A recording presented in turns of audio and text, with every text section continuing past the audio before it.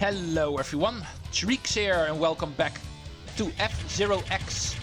Last time we actually completed all of the regular cups on standard mode, and therefore in order to finish off this midway difficulty, the only thing we have to do is clear the expansion kit cups on this middle difficulty. Standard DD-1 and DD-2 cup are going to be up in separate episodes.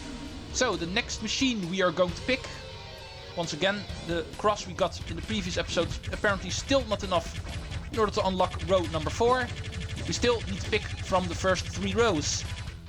One of the machines we have not seen yet is actually one of my favorite machines to use in this game. So let's go pick this one for this difficult cup. We are going to race in the Astro Robin, which is driven by Jack Levin, the pop star of the future, you might say. Here in this F-Zero era, of course, pop music is also still a thing. And Jack Levin is basically the biggest star when it comes to that. He is a very big celebrity. And because of being such a big celebrity, he wants to create more fame for himself by driving around in F-Zero. His fans would definitely agree. That's basically his story. But besides that, I definitely also feel the machine controls really well. A lot better than it actually does in F-Zero GX. There the machine actually becomes a little bit more of a lightweight machine. But the way it actually functions in F-Zero X, I feel, is more my kind of thing. But more about the Astro Robin in later F-Zero games later. Let's first talk about the Astro Robin in this game. The one thing I actually like the most about this machine is definitely the cornering. I think when it comes to taking turns, the Astro Robin is, I think, one of the best machines in this game. The steering of the Astro Robin is very well balanced. It is not too sensitive, but also not too stiff. It's actually perfect balance when it comes... Bye Black Shadow. He was going too fast. Yeah, that is definitely the trickiest thing here on the outside loop. Actually trying to balance out your speed in such a way that you go fast enough in order to keep up with the computer players, but also don't put your balance too far on max speed, because then you will have a speed that will actually drag you off the loop. And remember, it's around 800 kilometers per hour, that threshold. It seems I'm actually very near that. I'm around 790 kilometers per hour with this setting, so whenever going on the outside loop, definitely keep an eye out on your speed. If you go too fast, you're going to fall off. Just like Black Shadow demonstrated just now. But okay, good start. First place on Silence 3. Yeah, let's not talk about you. Could also happen to me, I know. But I think with my experience I should know what the balance setting is in order to stay safe. Here on cylinder loops it actually doesn't matter a whole lot. Here the danger of getting dragged off the track is a little bit less present. Here falling off usually happens because of the racing being way too difficult. That's a different reason for falling off. But of course it can also happen here. In fact, the previous time we were here on Novice, I indeed fell off here, so... But I think the machine I have right now is a lot better. Crazy Bear was actually what I used last time, I think. It was the Crazy Bear, right? Which I used for the DD-1 cup. Not too sure anymore. But I think I remember a heavy machine actually here on Novice. The Crazy Bear definitely has a lot more stiff steering. And on the cylinder, that's not a good thing. Especially with the tight cornering that's present on this cylinder in particular. So the Astro Robin should be way better suited for it. It's not the fastest machine, also does not have the best booster, but it does have good grip and good steering. No. Blood Falcon, what were you trying to do? Black Shadow also seems to be back again. He wants some revenge. Let's double tap on the side here. Also, very good strategy I've found out in the past. And with the past, I mean the last couple of years since I've finally been able to play this expansion kit. You know what I mean? Well, it was pretty late compared to when I played the original game. In the meantime, I have been able to play the expansion kit quite a lot already. Whoa, whoa, whoa, whoa, whoa, whoa, whoa, whoa. Help. Apparently I'm still on the track.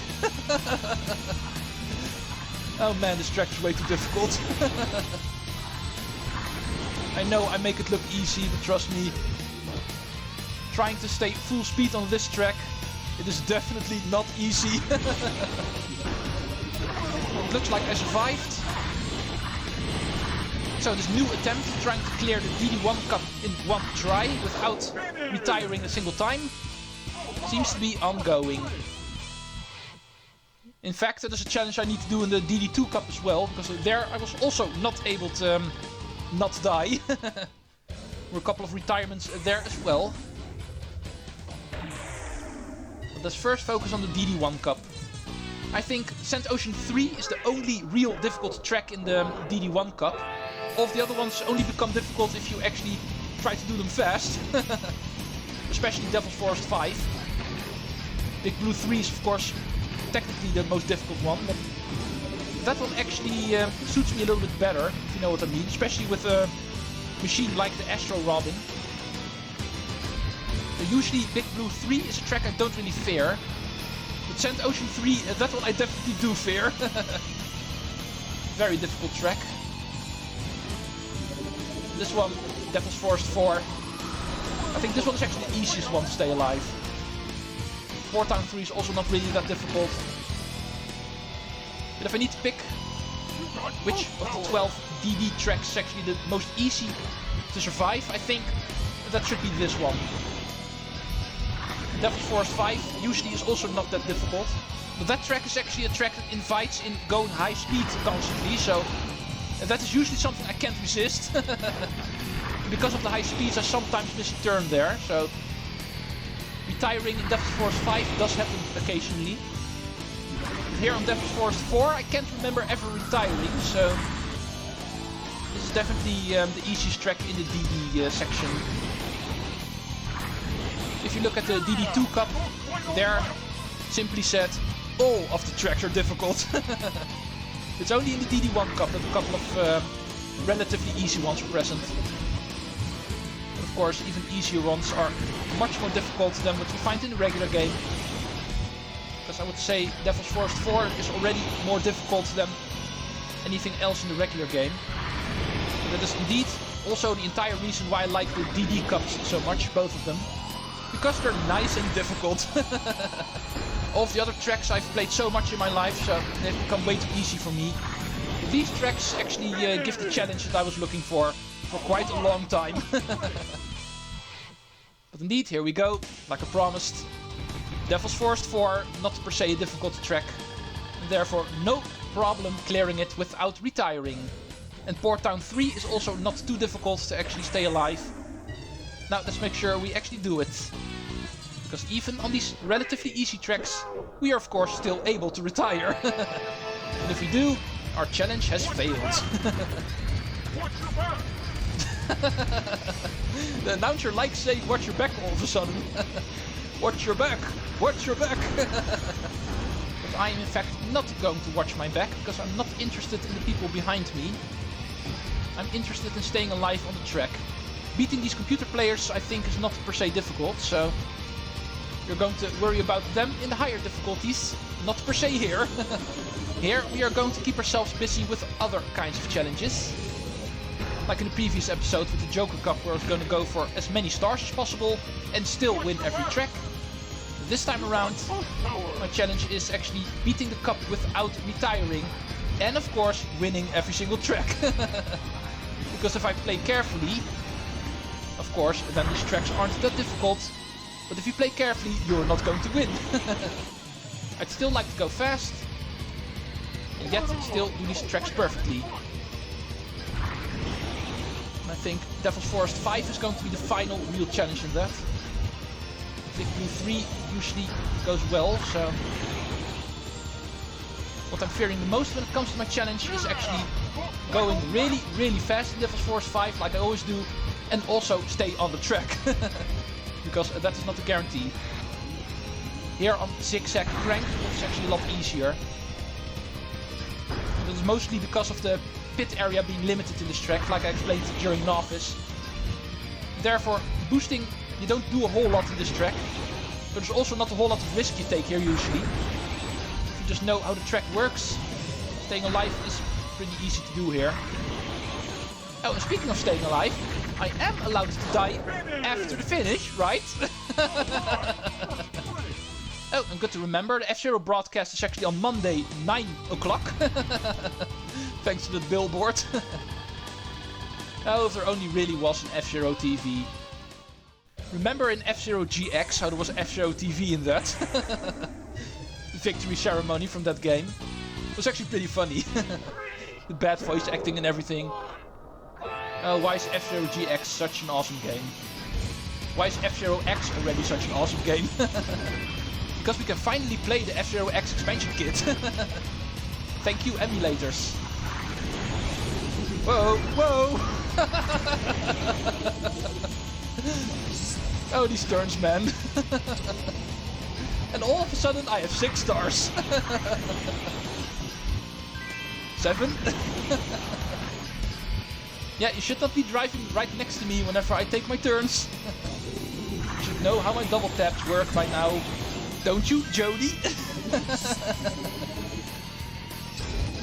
But anyway, getting past all these computer players gave me 8 stars. But we're finally past all these computer players, so let's finally go fast on this track. Good cornering of the Astral Robin should hopefully keep me on track. I'm going at high speed. These turns don't become easier even if you start double tapping them. In fact, then they become even more risky. Because of taking the turns at high speed, not braking at all. That is the trick in order to keep your speed through these turns. It also becomes very risky. These turns are definitely not easy to make. Just because it looks easy does not mean it is easy. I think everybody who has experience in F-Zero X could agree on that. My energy up. 2 more of these turns. First one. Okay, 1 more of those turns. Inside of the X. Yeah, got it. The rest is all guide rails, so should be fine. Yeah. Devil's Force 5 also survived. No retire. Therefore, we have a good shot to finally clear the DD-1 Cup without retiring. And still ending up with 600 points. Big Blue 3 is the final one. This is a death track, so I'm mostly going to be busy going fast here in order to make sure the computer players don't survive the minefield. Keeping myself alive should be relatively easy. Even though technically this is the most difficult track in the DD-1 Cup. Because of my double tap moves, I can actually make this track easy enough to stay alive. There's of course still that part with the guide rails missing. Narrow section with the boosters. There we need to be careful. That's pretty much the only tricky part in this track, so... Come on, get away from me. The quicker I am ahead of you guys, the quicker I can actually initiate the rubber band. And John seems to be eager to die quicker. Not a very smart move. 3 people fell by themselves already. Not a whole lot. But most of the work needs to happen in the 2nd and 3rd lap. Try to get at least 2 seconds ahead of these people so they start rubber banding me. That is usually what is required in order to make them fall off the minefield. Okay, 3 seconds, so that's good enough. This part, this is the computer player killer. Like you've noticed in the first lap, if you're actually not ahead of them, they will go past the parts with more normal speed, and then they usually do stay on the track. It's only if they go way too fast, only then it will start falling off. Although, it looks like most of the racers actually got past it. Only 10 are out now. Let's seems on standard they have become better. I can remember, even up to the highest difficulties, this should work. Not sure why most of them actually survived. Perhaps they got lucky. Try that again. Okay, there goes Pico, Antonio. Let's see how many of these people are actually going to end up in the end.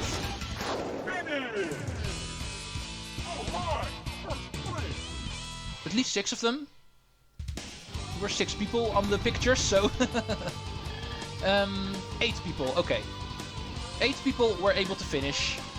So, still kind of was able to create a death track out of this. But most of all, I actually made sure it was not a death track for me personally. The DD-1 cup cleared without retiring. Apparently it is possible, even though this is supposed to be a very difficult cup. The whole reason these extra tracks were designed was in order to become very challenging.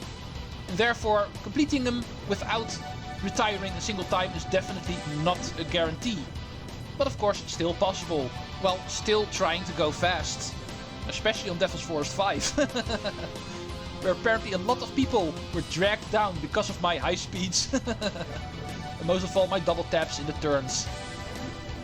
So, Jack Levin has his trophy, another razor covered, and another difficulty completed. With the exception of 1 cup. DD2 cup also up. That's what's going to happen next episode, of course. And yeah, might as well try to do the same. Also a pretty difficult cup. Last time I was not able to do it in 1 try. So let's try to do that one without retiring as well. First, our message. This victory is for all my fans. You mean your music fans or your F-Zero fans? Although I'm pretty sure it's the same group. If you're that popular, people don't care what you do. Yeah, let's quickly go into the game. Because there's one other thing I'd like to show off quickly. No, this is a time attack, of course. What am I thinking? Last time I actually talked about how I'm going to use the time attack mode on my own time in order to unlock the staff ghosts. And I think starting from the next episode I'm actually going to start working on that. So the next week I'm probably not going to be able to record a whole lot of Grand Prix races. I'm not sure if I want to cover the time attack mode after standard or after expert mode. I've decided, just like with the Death Race and the machine edit that I did after Novice, I'm going to use the time attack mode and therefore taking on the staff ghosts, trying to beat them. Emphasis on the trying, because some of them are really good. But I've actually decided to also do that one in between difficulties. But I've not decided whether I'd like to do that one after standard or after the next one. I think I'm going to do it after expert now that I think about it, because yeah, like you see over here, I haven't even begun unlocking staff ghosts, so during the next week I need to find some time in order to go through all these tracks quickly. Trying to get times good enough in order to unlock the staff ghost. So I think I need to postpone this until after expert and I'll just cover something else after standard. There was one other thing that I have not touched yet. So I think you know what time it is after standard. But for now, yeah, I quickly wanted to say this because I was indeed not sure whether I was going to do time attack mode next time or after expert.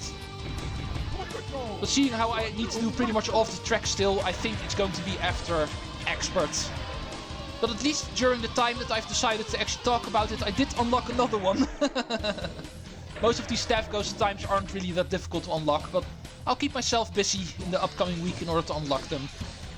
But in the meantime, I will also start playing DD2 Cup on standard in order to finish that off, of course. See you folks next time for that, at least. Thank you for watching, and Treecks out.